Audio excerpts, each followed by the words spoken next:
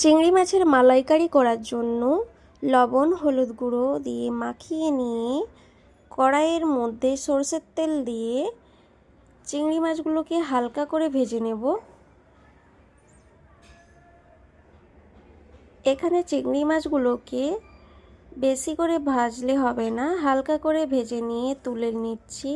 ওই একই তেলের মধ্যে ফোড়নের জন্য গোটা জিরে আর গরম মশলা দিয়ে ফোড়ন করে নিয়ে পেঁয়াজ বাটা,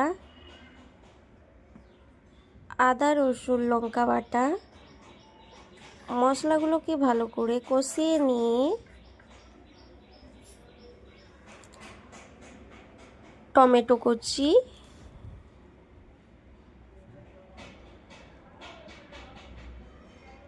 লবণ হলুদ গুঁড়ো দিয়ে আবারও ভালো করে কষিয়ে নেব।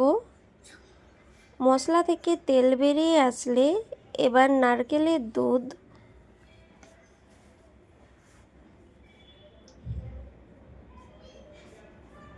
ভালো করে ফুটে উঠলে এবার ভেজে রাখা চিংড়ি মাছ দিয়ে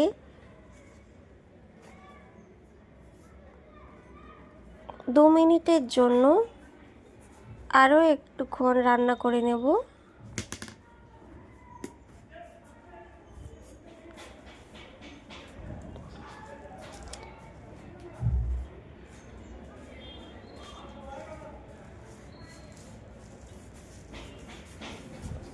নামানোর সময় অল্প করে ঘি দিয়ে নামিয়ে নেব।